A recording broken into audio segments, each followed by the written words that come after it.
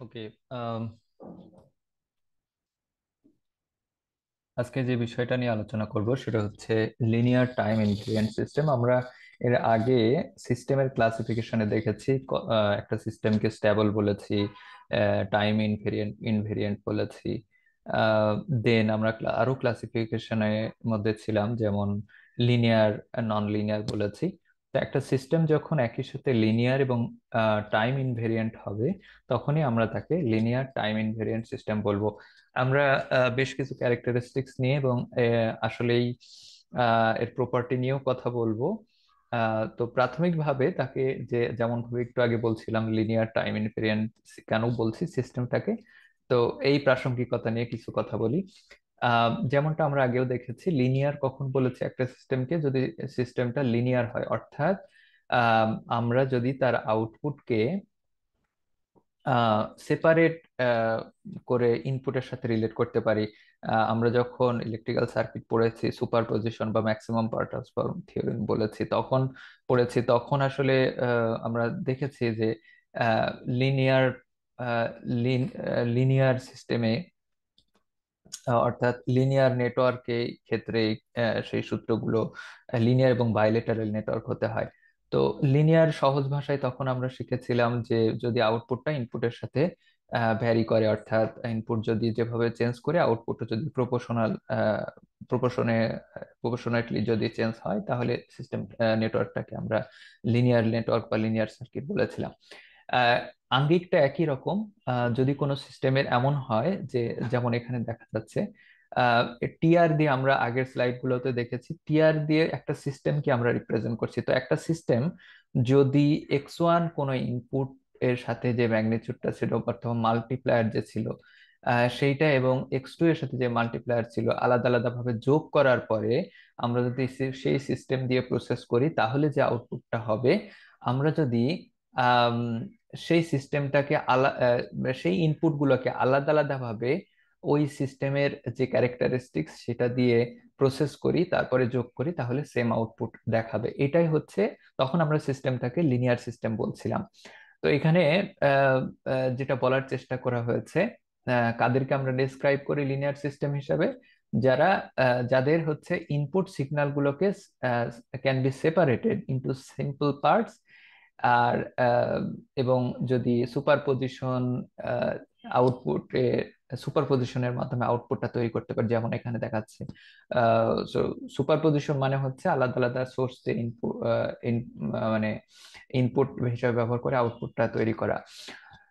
তো এখানেও তাই, আশা করি বুঝতে পেরেছো। বিষয়টা হচ্ছে লিনিয়ার সিস্টেম তাদেরকে বলবো যদি সিস্টেমের ইনপুট গুলোকে, সমস্ত গুলোকে সামেশন করে আহ, যে জায়গায় তার প্রয়োগ, সেগুলো করার পরে যে আউটপুটটা হবে, তাকে যদি আমরা হচ্ছে সিস্টেমের মধ্যে দিয়ে ট্রান্সফর্ম করে আউটপুটটা জেনারেট করি, এবং আলাদা আলাদা ভাবে ইনপুট গুলোকে যদি প্রসেস করি, তাহলে হচ্ছে এবং যোগ করি, তাহলে একই আউটপুট দেখা যাবে।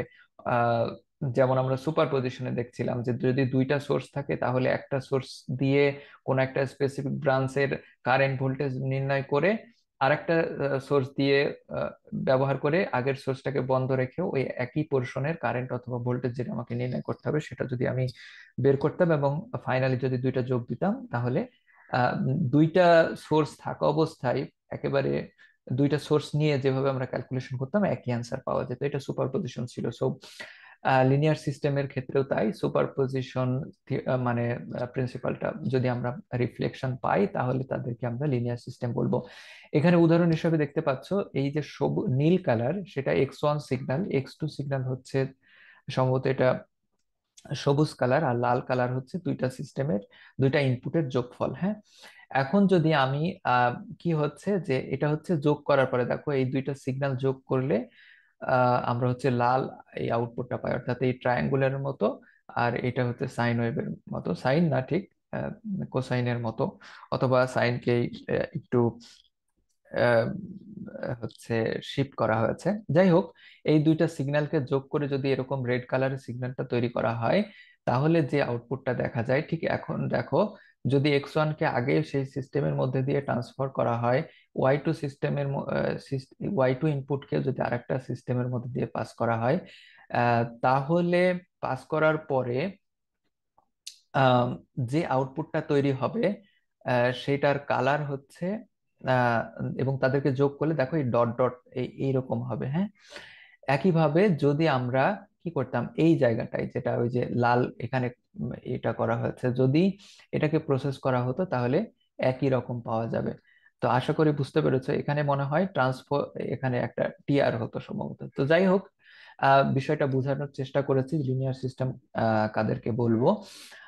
বেশি কথা হয়ে যাচ্ছে মনে হয়। এরপরে আমরা দেখি, আমরা একটা সিস্টেমই পাবো একই সাথে যাদের লিনিয়ার, যেটা লিনিয়ার এবং টাইম ইনভেরিয়েন্ট, তাকে আমরা লিনিয়ার টাইম ইনভেরিয়েন্ট সিস্টেম বলবো আর কি। তো আমরা তখন লিনিয়ারিটি প্রপার্টি নিয়ে কথা বলেছি। তো সিস্টেমটার আরেকটা বৈশিষ্ট্য থাকতে হবে টাইম ইনভেরিয়েন্ট। না, তো আমরা টাইম ইনভেরিয়েন্ট ভেরিয়েন্ট কিভাবে চেক করেছি? আমরা ওয়াই এন কে বের করেছিলাম, ওয়াই এন মাইনাস কে বের করেছিলাম। আমরা একটু প্রিভিয়াস স্লাইডে যে এই বিষয়টা দেখি।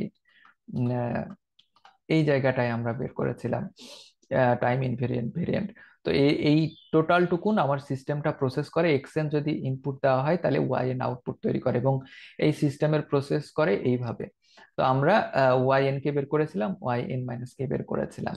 তো আমি বিষয়টা আরো আহ, ভিন্ন আঙ্গিকে আসলে উপস্থাপনা করার চেষ্টা করেছি, কারণ এক এক লিটারেচার এক এক বইয়ে আসলে এরকম ভাবে তোমরা প্রশ্ন পেতে পারো। তো কনফিউশন এড়ানোর জন্য প্রসেস একই। তো আমরা কি করব, টাইম ইনভেরিয়েন্ট ভেরিয়েন্ট চেক করার জন্য এক্স এন যে ইনপুটটা আছে সেই ইনপুটটাকে আমরা প্রথমে যে কাজটা করব সিস্টেমের মধ্যে দিয়ে পাস করব, অর্থাৎ সিস্টেমের যে ক্যারেক্টারিস্টিক্স সে অনুযায়ী সে আউটপুট তৈরি করবে। এখানে আমরা সেটার নাম দিতে চাই ওয়াই এন। এবং এই ওয়াই এনটাকে আমরা যদি কে পরিমাণ ডিলে ঘটাই, তাহলে যে আউটপুটটা তৈরি করবে সেটা হচ্ছে ওয়াই এন কে। এখন এখানে যে সিকোয়েন্সে কাজটা করলাম তার বিপরীত সিকোয়েন্সে কাজ হবে, অর্থাৎ এক্স এন যে ইনপুটটা সেটাকে প্রথমে সিস্টেমের মধ্যে দিয়ে পাস না করে আমরা ডিলে করব, কে পরিমাণ ডিলে করব, যে পরিমাণ এখানে ডিলে করা হয়েছে। কে মানে হচ্ছে 1 2 3 যেটা হোক না কেন, এখানে জাস্ট জেনারেলাইজ কথাবার্তা বলা হচ্ছে। তাহলে ইনপুটটাকে যদি আমরা কে পরিমাণ ডিলে ঘটাই, তাহলে যে এখনো কিন্তু আউটপুট তৈরি হয়নি, অর্থাৎ এক্স এন এর কে পরিমাণ ডিলে হলে এক্স অফ এন মাইনাস কে তৈরি করলাম। এবং আমরা যদি এখন সিস্টেমের মধ্যে দিয়ে পাস করি, সিস্টেমের যে ক্যারেক্টারিস্টিক সে অনুযায়ী আউটপুটটা তৈরি করবে। এবং এই ক্যারেক্টারিস্টিক, সিস্টেমের ক্যারেক্টারিস্টিক্স কি সেটা কিন্তু দেওয়া থাকবে। সো এই এক্স অফ এন মাইনাস কে সিস্টেমের মধ্যে দিয়ে পাস করলে আমরা যে আউটপুটটা পাই সেটার নাম দিতে চাই ওয়াই অফ এন কে। এখন আমাদের দেখার বিষয় হচ্ছে ওয়াই অফ এন কে এবং ওয়াই অফ এন মাইনাস কে যদি সমান হয়ে যায়, তাহলে আহ হচ্ছে আমরা হচ্ছে টাইম ইনভেরিয়েন্ট বলবো, আর যদি সমান না হয় তাহলে টাইম ভেরিয়েন্ট সিস্টেম বলবো। অর্থাৎ সময়ের সাথে সময়ের মানে তার ইনপুটে ডিলে ঘটানোর ফলে আর ডিলে না ঘটানোর ফলে তার ক্যারেক্টারিস্টিক্স এর যদি কোনো ভিন্নতা না পাই, তাহলে তাদেরকে আমরা টাইম ইনভেরিয়েন্ট সিস্টেম বলবো। তাহলে আমার একটা সিস্টেম লিনিয়ার এবং টাইম ইনভেরিয়েন্ট হতে হবে। তো আমরা এটাকে, যেহেতু আমি বলেছি একটু ভিন্ন আঙ্গিকে উপস্থাপনা করার চেষ্টা, তোমাদের যেটা পছন্দ হবে বাট প্রসেসটা একই, তোমরা সেইভাবে প্র্যাকটিস করতে পারো। এই জন্য কিছু উদাহরণ দেখার চেষ্টা করি। ধরে নাও একটা সিস্টেম আছে, যে সিস্টেমটা আউটপুট ওয়াইটি তৈরি করে, ইনপুটের যেটা এক্স এন যদি দেওয়া থাকে তাহলে আউটপুট তৈরি করে এক্স অফ কস্টি, অর্থাৎ এন যেখানে এন বা টি যেখানে থাকবে সেই জায়গাটাই কস্টি তৈরি করবে। আরেকটা জিনিস এখানে বলতে ভুলে গেছি, সেটা হচ্ছে ডিসক্রিট টাইম এবং কন্টিনিউয়াস টাইম। এই বিষয়টা সামনেও আসবে, এখনই ক্ল্যারিফাই করা দরকার। আমরা আহ, এই আহ, বিষয়গুলোতে কন্টিনিউয়াস এবং ডিসক্রিট এই দুইটা হচ্ছে আমাদের মেন ফোকাস, হ্যাঁ। তো যখন যে সিগন্যালগুলো কন্টিনিউয়াস তাদেরকে আমরা সাধারণত এন দিয়ে প্রকাশ করব, function of x of N. এবং যেগুলো হচ্ছে ডিসক্রিট থাকবে সেগুলো কিন্তু টি হবে, অর্থাৎ এক্স অফ টি হবে, এরকমটা হবে। তো দেখো এইটা দেখে বোঝা যাচ্ছে এটা একটা হচ্ছে আম, এটা হচ্ছে একটা continuous signal, continuous time signal. So এই সিগন্যালটা যদি আমি ইনপুটে দেই তাহলে আহ, এই সিগন্যালটা যদি এই সিস্টেমের ইনপুটে দেই তাহলে আউটপুট তৈরি করে এক্স অফ কস টি, অর্থাৎ যেখানে টি ছিল সেখানে কস টি বসিয়ে দেয়। আশা করি বিষয়টা বুঝতে পেরেছো। তো আমরা ইনপুটে যদি এক্স টি দেই তাহলে এই সিস্টেমের বৈশিষ্ট্য আমাদের এখানে প্রশ্নে দেওয়া থাকবে, ওয়াই টি দিলে আহ, সেখানে হচ্ছে কজ অফ টি তৈরি করবে। তো আহ আমরা তাহলে কি ওয়াই অফ টি তৈরি করে, আমরা যেহেতু এখানে টি দিয়ে লিখেছি কারণ আমাদের এই সিগন্যালটা হচ্ছে continuous time signal, so x t যদি আমি দেই তাহলে ওয়াই টি কি তৈরি করার কথা, এক্স অফ টি এর জায়গায় কজ বসিয়ে দিবে। হ্যাঁ, এটা একটু দেখে রিলেট করার চেষ্টা করো। তাহলে ইনপুট এক্স টি হলে এই সিস্টেমটার বৈশিষ্ট্য হচ্ছে আউটপুট তৈরি করে ওয়াই টি, যেটা হচ্ছে কজ অফ এক্স টি, অর্থাৎ টি যেখানে ছিল সেখানে কজ অফ টি বসিয়ে দেয়। আশা করি বুঝতে পেরেছে। এবার আমরা ডিলে ঘটাবো। যদি হচ্ছে স্পেসিফিক ভাবে বলা না থাকে, তো সাধারণত তোমার কন্টিনিউয়াস টাইম সিগন্যালের ক্ষেত্রে টি নট পরিমাণ ডিলে ঘটাবে। আর যদি বলা থাকে delay by 2, delay by 3 second, তাহলে কিন্তু সেরকম ডিলে ঘটাতে হবে। তো আমরা যদি ডিলে বাই টি নট করি, অর্থাৎ হচ্ছে ডিলে বাই টি নট মানে হচ্ছে এই যে সিগন্যালটাকে এখন ডিলে ঘটাতে হবে টি নট পরিমাণ। তাহলে দেখো, যেখানে টি আছে সেখানে আমরা কি করব, টি মাইনাস টি নট লিখবো, কারণ টি কে টি নট পরিমাণ ডিলে ঘটালে টি মাইনাস টি নট লিখতে হবে। সো এই সিস্টেমের আউটপুটটা হবে X of cos of T minus T naught. এখানে একটা ব্র্যাকেটের ঘাটতি আসছে, সেটা দেখে নিই। সো এবারে যে কাজটা করবো, এই এক্স টি কে প্রথমে টি নট পরিমাণ ডিলে ঘটাতে হবে। তো x T K T not পরিমাণ ডিলে ঘটালে হচ্ছে x of T minus T naught. Okay, so x x of T minus T naught. So এখন আমরা কি করব, যে এই এই সিস্টেমের যে হচ্ছে ক্যারেক্টারিস্টিক, সেটা কিন্তু আমার প্রশ্নে দেওয়া আছে। আগে সিগন্যালটাকে সিস্টেম দিয়ে পাস করেছিলাম, এখন আগে ডিলে ঘটানোর পরে সিস্টেম দিয়ে পাস করবো। তো এই সিস্টেমের বৈশিষ্ট্যটা কি? সিস্টেমের বৈশিষ্ট্যটা হচ্ছে এক্স এর মধ্যে যে টি থাকে, এক্স এর মধ্যে যে টি আছে, এক্স এর মধ্যে যে জায়গায় টি আছে সেখানে আমাদের কি বসায় দেয়, কস টি বসায় দেয়, মানে সহজ ভাষায় বুঝতে গেলে। তাহলে এখানে এক্স এর মধ্যে টি আছে এই জায়গায়, সো কি করবে, এই টি এর জায়গায় কস টি বসাই দিবে। So x of T minus T naught ছিল, তো এখন এই সিস্টেমটা কি আউটপুট তৈরি করবে, x of cos T minus T naught. আশা করি বুঝতে পেরেছো। সো এবার আমি চেক করব এখানে আর এখানে সমান আউটপুট আসছে কিনা। এখানে দেখো cos of T minus T naught, এখানে কস টি মাইনাস টি নট। সো এই দুইটা সমান না, ফলে এটা টাইম ভেরিয়েন্ট সিস্টেম। এই সিস্টেমটার এই ক্যারেক্টারিস্টিক্স আমাকে বুঝায় যে যে এই সিস্টেমের বৈশিষ্ট্য এটা, সেটা টাইম ভেরিয়েন্ট সিস্টেম। অর্থাৎ ইনপুটে যদি ভাই তুমি ডিলে ঘটাই ফেলো, তাহলে কিন্তু আউটপুট ডিলে ঘটানোর আগে যা ছিল সেই ধরনের আউটপুট তৈরি করে না। আরেকটা আমরা চেক করি, যেমন হচ্ছে যদি আমরা ইনপুট হিসাবে দেই এক্স টি, তাহলে এই সিস্টেমটা আউটপুট তৈরি করে এক্স টি তো থাকবে, তার সাথে কস টি গুণ দিয়ে দেয়। তো আমরা এক্স টি দিলাম, তাহলে এই সিস্টেমটা আউটপুট কি তৈরি করবে, এক্স টি কে কস টি দিয়ে গুণ দিয়ে দিবে। এই সিস্টেমের বৈশিষ্ট্য এখানে দেওয়া আছে। এরপরে আমরা ডিলে ঘটাবো টি নট পরিমাণ। তো টি নট পরিমাণ ডিলে ঘটানোর অর্থ হচ্ছে যেখানে যেখানে টি আছে সেখানে সেখানে টি নট বসাবো। সো টি মাইনাস টি নট বসাবো। So x of T minus T naught. আশা করি ডিলের বিষয়টা আমরা প্রিভিয়াস ক্লাসগুলোতে কিন্তু বলেছি। So delay by t naught অর্থাৎ হচ্ছে x of T minus T naught আর cos of T minus T naught. হ্যাঁ, আউটপুট তৈরি হলো। এবারে এক্স টি কে আমরা প্রথমে ডিগুলো ঘটাবো, অর্থাৎ টি এর পরিবর্তে আমরা লিখবো টি মাইনাস টি নট।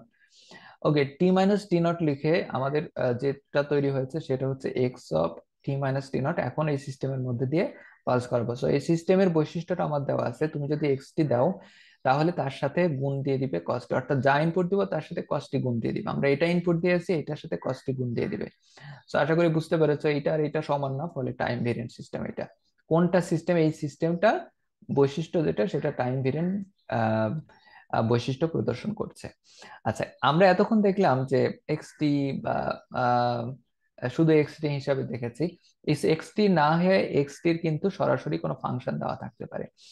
আহ, দেখো এখন কিন্তু এক্স এন বলছি, অর্থাৎ এখন কিন্তু এটা টাইম ডিসক্রিট টাইম সিগন্যাল। ওকে, সো এক্স এন সরাসরি এক্স এন ব্যবহার না করে আমাদের বলে দিয়েছে যে এক্স এন এর ভ্যালু কিন্তু ইম্পালস একটা। হ্যাঁ, তো আমরা জানি ইম্পালসের পরিচয় জানি, শুধুমাত্র জিরোতে ওয়ান ম্যাগনিটিউডের একটা ভ্যালু থাকে, তাছাড়া বামে ডানে কোথাও সব মান কিন্তু জিরো থাকে। সো ইনপুট হিসাবে যদি একটা ডেল এন, এটা একটা discrete nature, discrete time signal যদি ব্যবহার করা হয়, তাহলে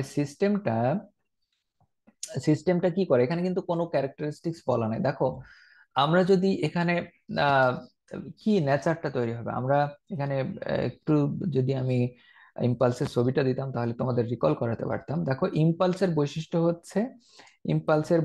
হচ্ছে এরকম ছিল,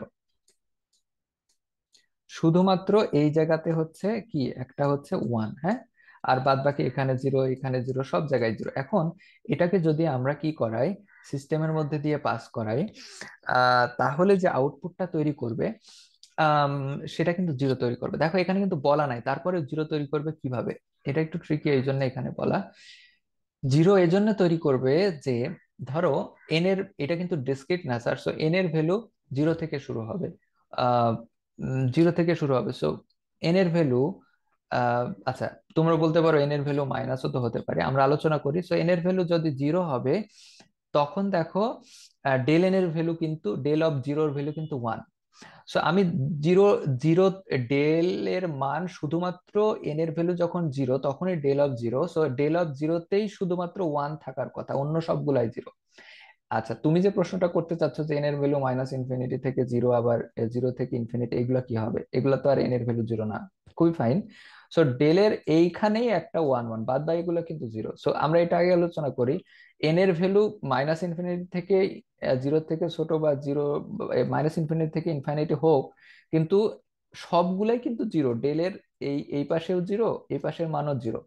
ফলে এন এর বিভিন্ন মান থাকলেও এগুলা কিন্তু যখন মাল্টিপ্লিকেশন হবে তখন কিন্তু জিরো হবে, শুধুমাত্র এখানে একটা মান থাকার সম্ভাবনা, কিন্তু এই জায়গাতেও আবার এন এর মান জিরো, ফলে আলটিমেটলি এই টোটালটার মানে কিন্তু জিরো হবে। এটা জিরোকে আবার ডিলে ঘটালে জিরোই হবে।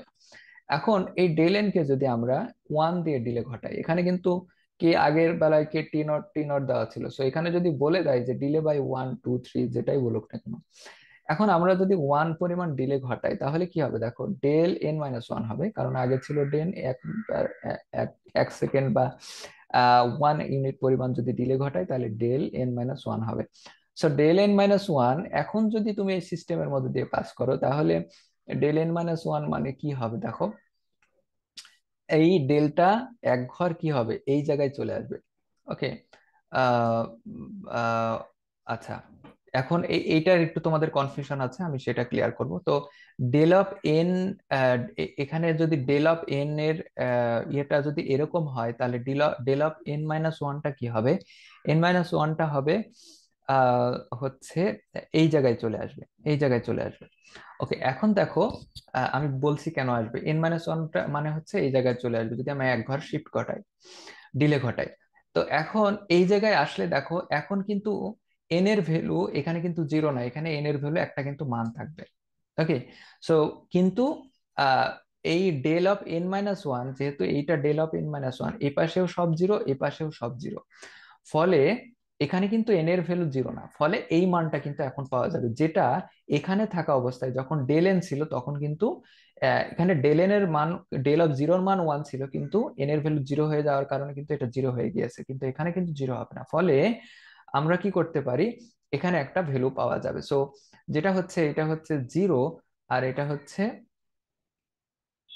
আম, এটা হচ্ছে zero, non zero value. So এটা হচ্ছে টাইম ভ্যারিং সিস্টেম। আচ্ছা এই জায়গায় একটু ক্লিয়ারিফাই করি যে এখানে আউটপুটটা কি তৈরি হবে, এখানে একটু লিখে দেওয়া দরকার ছিল। এই সিস্টেমের আউটপুটটা এমন তৈরি করে যেটা হচ্ছে যদি ইনপুটে যা দিবে তার সাথে এন গুণ করে দেয়। ওকে, ইনপুটে যা দিবে তার সাথে এন গুণ করে দেয়। সো এই হচ্ছে সিস্টেমের বৈশিষ্ট্য। সো এখানে যে ইনপুটটা দেওয়া হয়েছে তার সাথে এন গুণ করে আউটপুটটা তৈরি করেছে। সো মূল কথা হচ্ছে একটা system linear time invariant system হতে হলে সিস্টেমটা সুপারপজিশন থিওরেম অ্যাপ্লাই মেনে চলতে হবে, অর্থাৎ টাইম লিনিয়ার হতে হবে, একই সাথে টাইম ভেরিয়েন্ট ইনভেরিয়েন্ট হতে হবে। টাইম ইনভেরিয়েন্ট মানে কি, তার যদি ইনপুটটা যে সিগন্যালটা ছিল সে নর্মালি যে আউটপুটটা তৈরি করতো, আমি যদি ইনপুটের সিগন্যালটাকে ডিলে ঘটাই, একটু পরে কখন আমি অ্যাপ্লাই করব তার উপর যদি নির্ভর না করি, তাহলে চেহারা ভিন্ন হতে পারে, শিফটিং আউটপুট পাবো, কিন্তু মূল যে ক্যারেক্টারিস্টিক সেটা কিন্তু যাতে বজায় থাকে। তো এই তিনটা উদাহরণই কিন্তু টাইম ভ্যারিং, মানে ইনপুটের যদি আমরা ডিলে ঘটানোর পরে আমরা সিস্টেমের মধ্যে দিয়ে পাস করতাম তাহলে কিন্তু আর তাকে ফিরত পেতাম না। সো এগুলো হচ্ছে টাইম ভেরিয়েন্ট সিস্টেম ছিল। সো আশা করি বুঝতে পেরেছি যে time, linear time invariant system কাদেরকে বলবো। সো লিনিয়ার টাইম ইনভেরিয়েন্ট সিস্টেমটা হচ্ছে আহ, আমরা সঠিক মানে সুন্দর মতো কিভাবে উপস্থাপন করতে পারি, যাদের আউটপুটটা হচ্ছে লিনিয়ার কম্বিনেশন অফ ইনপুট এবং হচ্ছে ইন্ডিভিজুয়াল রেসপন্স, সেই ইনপুট গুলো ইন্ডিভিজুয়াল যে রেসপন্স করবে তাদের যোগফল, এবং আউটপুটটা যে জেনারেট করবে সেটা হচ্ছে আমি কখন অ্যাপ্লাই করছি সেটার উপর নির্ভর করে না। অর্থাৎ যদি আমরা ডিলে ঘটাই তারপরে কিন্তু আউটপুটের ক্যারেক্টারিস্টিক সেম থাকবে, তাহলেই তাদের ইনভেরিয়েন্ট বলতে পারবো এবং লিনিয়ার টাইম ইনভেরিয়েন্ট সিস্টেম বলবো। অন্য ভাষায় আমরা কিন্তু আরো ভালো সহজ কথায় বলতে পারি যে সিস্টেমটা হচ্ছে সুপারপজিশন প্রিন্সিপাল মেনে চলবে এবং হচ্ছে হোমোজেনিটি বজায় রাখবে। হোমোজেনিটি কোন কোন প্রিন্সিপালের হোমোজেনিটি? সেটা হচ্ছে ইনপুট আউটপুটের রিলেশন, অর্থাৎ যদি আমি কখন অ্যাপ্লাই করব বা ডিলে ঘটাই না কেন আউটপুটের ক্যারেক্টারিস্টিক্স এর কোনো ভিন্নতা হয় না, তখন সেইটাকে আমরা লিনিয়ার টাইম ইনভেরিয়েন্ট সিস্টেম বলতে পারবো। তো অনেক কথা বলেছি শুধুমাত্র লিনিয়ার টাইম ইনভেরিয়েন্ট সিস্টেম বোঝানোর জন্য, আশা করি বুঝতে পেরেছো। সহজ কথা হচ্ছে সিস্টেমটা লিনিয়ার হতে হবে এবং টাইম ইনভেরিয়েন্ট হতে হবে। ওকে, সো আরেকটা গুরুত্বপূর্ণ বিষয় আমাদের কন্টেন্টের, সেটা সিলেবাসের কন্টেন্টের, সেটা হচ্ছে impulse response of A LTI system. দেখো এই এলটিআই সিস্টেমটা কিন্তু আমরা আবারও বলছি যে সিস্টেমটা কিন্তু দুই ধরনের হতে পারে। একটা হতে পারে যে আমি কোন ধরনের সিগন্যাল অ্যাপ্লাই করছি, যে ডিসক্রিট টাইম সিগন্যাল অ্যাপ্লাই করতে পারি, আর একটা হচ্ছে কন্টিনিউয়াস টাইম সিগন্যাল অ্যাপ্লাই করতে পারি। ওকে, আমরা এখানে যেটা দেখতে পাচ্ছি, যদি একটা এলটিআই সিস্টেম হয় অর্থাৎ লিনিয়ার টাইমস ইনভেরিয়েন্ট সিস্টেম হয়, তাতে দেখো আমরা অ্যাপ্লাই করেছি একটা হচ্ছে আহ, এখানে অ্যাপ্লাই করেছি কন্টিনিউয়াস টাইমের একটা সিগন্যাল, এখানে আমরা টি ব্যবহার করেছি। আহ, তো যদি আমি এলটিআই সিস্টেমে যদি ইনপুটে একটা ইম্পালস ব্যবহার করি, সেটা ডিসক্রিটে হোক আর কন্টিনিউয়াসে হোক, যদি আমরা কি করি, আহ, যদি আমরা ইম্পালস সিগন্যাল ইনপুট হিসাবে ব্যবহার করি, তার জন্য যে আউটপুটটা তৈরি হবে তার নাম হচ্ছে impulse response of LTI system, ওই সিস্টেমের ইম্পালস রেসপন্স, এবং এইটাকে আমরা সাধারণত এইচটি দিয়ে প্রকাশ করি। ওকে, এখন এই এইচটি একটা সিগনিফিকেন্স বহন করে। কি সিগনিফিকেন্স বহন করে? আমার যদি এই সিস্টেমের ইম্পালস রেসপন্সটা জানা থাকে, অর্থাৎ এইচটিটা জানা থাকে, এইচটির একটা গ্রাফ দেওয়া থাকবে বা একটা সিগন্যাল দেওয়া থাকবে, তো এইচটির সিগন্যাল বা এইচটির পরিচয় আমার যদি জানা থাকে, তাহলেই মূলত এলটিআই এর পরিচয় জানা হলো। ভালো মতো খেয়াল করো, এইচটিটা হচ্ছে impulse response of that system, মানে যে সিস্টেম নিয়ে তুমি কথা বলতে চাচ্ছ। আর এইচটি কিভাবে পাওয়া যাবে? ইনপুটে যদি আমরা একটা ইম্পালস ব্যবহার করি। ওকে, তুমি যদি এইচটি জেনে থাকো তাহলে কিন্তু সহজেই এই সিস্টেম দিয়ে কত ইনপুট দিলে কি আউটপুট পাবো সেটা কিন্তু আমরা বের করতে পারবো। অর্থাৎ এখানে যদি এক্সটি ইনপুট দেই আর আউটপুট যদি ওয়াইটি তৈরি করতে চাই, এবং ওয়াইটি কিভাবে ক্যালকুলেশন করব সেটা বের করার জন্য আমার এইচটিটা জানা থাকবে। মোট কথা এইচটিটা এলটিআই সিস্টেমের একটা অন্যতম বৈশিষ্ট্য বহন করে। তো আশা করি বুঝতে পেরেছো। তো কিভাবে আমার এটা সাহায্য করবে? আমার সাহায্য করবে আমাকে, যদি আমি এইচটি জেনে থাকি আর ইনপুট জেনে থাকি এক্সটি, যেমন এখানে দেখছি যদি এইচটি জানি আর এক্সটি জানি, তাহলে এই দুইটা সিগন্যালের কনভলিউশন করলে আমরা আউটপুটটা তৈরি করতে পারবো। অর্থাৎ কনভলিউশনটা কি? কনভলিউশনটা হচ্ছে সিগন্যাল মাল্টিপ্লিকেশন। হ্যাঁ, এটা কন্টিনিউয়াস এর ক্ষেত্রে একরকম হবে, কন্টিনিউয়াস সিগন্যালের ক্ষেত্রে একরকম হবে, আর ডিসক্রিট সিগন্যালের জন্য আরেক রকম হবে। আশা করি বুঝতে পেরেছো। তো এটা দেখেই বুঝতে পারবো এক্সটি এইচটি হলে সেটা হচ্ছে কন্টিনিউয়াস সিগন্যালের জন্য আমরা কথা বলছি, আর এক্সএন এইচএন যদি বলি তাহলে সেটা ডিসক্রিট নেচারের সিগন্যালের জন্য কথা বলছি। সো তাহলে আমরা এটুকুন জানি যে একটা এলটিআই সিস্টেমের যদি এইচএন মানে হচ্ছে ইম্পালস রেসপন্স, ইম্পালস রেসপন্সটা কি? ওই সিস্টেমে যদি আমরা ইনপুট হিসাবে ইম্পালস সিগন্যাল ব্যবহার করি, তাহলে যে আউটপুটটা পাই সেটাকে আমরা এইচটি বা এইচএন দিয়ে প্রকাশ করি। আমরা এলটিআই সিস্টেমের অন্যতম একটা বৈশিষ্ট্য হচ্ছে টাইম ইনভেরিয়েন্স, অর্থাৎ আমরা যদি ইনপুটের সিগন্যালটাকে ডিলে ঘটাই তাহলে আউটপুটের সিগন্যালটা সমান হারে মানে একই হারে কিন্তু ডিলে আউটপুট পাই, যেটা লিনিয়ার এবং টাইম ইনভেরিয়েন্স এই বৈশিষ্ট্যটাকে বহন করে। সো লিনিয়ারিটি আর টাইম ইনভেরিয়েন্স এইভাবে করে যদি এইটা সাপোর্ট করে, তাহলে সমস্ত সিগন্যালকে যোগ করে আমরা কিন্তু আহ, এবং হচ্ছে লিনিয়ার, যেহেতু ইনপুটকে যদি আমরা কোনো যেটা দিয়ে গুণ দিব আউটপুটকেও সেই গুণিতক আকারে পাবো। ওকে, সো এটাকে আমরা কিন্তু বলছি হচ্ছে লিনিয়ারিটি প্রপার্টি, এটা হচ্ছে টাইম ইনভেরিয়েন্স। ভালো মতো লক্ষ্য করো টাইম ইনভেরিয়েন্সটা কি দিয়ে কিভাবে আমরা বুঝছি, যে ইনপুটের সিগন্যালটাকে ডিলে ঘটালে আউটপুট সিগন্যালেও কিন্তু একটা ডিলেড আউটপুট পাবো, কিন্তু ক্যারেক্টারিস্টিক্স এর কোনো পরিবর্তন হচ্ছে না। আর লিনিয়ারিটি বৈশিষ্ট্য হচ্ছে ইনপুট সিগন্যালের যে ইনপুটটা দিয়েছি তার সাথে যদি কোনো গুণিতক থাকে, অর্থাৎ ইনপুটটা যে গুণিতক হারে পরিবর্তন হবে, আউটপুটটা সেই গুণিতক হারে পরিবর্তিত হবে। সো এটা হচ্ছে লিনিয়ারিটি প্রপার্টি, টাইম এবং টাইম ইনফারেন্স প্রপার্টি। সো এখানে দেখার বিষয় ছিল বা তোমাদের বোঝানোর বিষয় ছিল এলটিআই সিস্টেমের হচ্ছে প্রপার যে আমরা ডেফিনেশন, ফর্মাল ডেফিনেশন, পাশাপাশি একটা এলটিআই সিস্টেমের ইম্পালস রেসপন্সটা কি এবং কি প্রয়োজন আমাদের, কি গুরুত্ব বহন করে সেটা বোঝানোর চেষ্টা করেছি। ওকে, সো আমরা এখন দেখব যে একটা ডিসক্রিট ন্যাচারের সিগন্যাল অর্থাৎ ডিসক্রিট টাইম সিগন্যালকে কিভাবে আমরা ইম্পালস দিয়ে প্রকাশ করি। আমরা হচ্ছে এর আগের গুলাতেও দেখেছি, প্রথম স্লাইড গুলাতে আমরা দেখেছি যে সিগন্যাল গুলোকে কিভাবে আম, হচ্ছে আমরা প্রকাশ করি। হ্যাঁ, ডিসক্রিট টাইম সিগন্যালকে কিভাবে প্রকাশ করি। এখন আমরা দেখব ডিসক্রিট টাইম সিগন্যালকে কিভাবে ইম্পালস সিগন্যাল দিয়ে প্রকাশ করব। ভালো মতো লক্ষ্য করো, আমরা যদি একটু যাওয়ার চেষ্টা করি, দেখো এই যে উদাহরণগুলো তোমরা দেখেছো, এইগুলো কিন্তু হচ্ছে একটা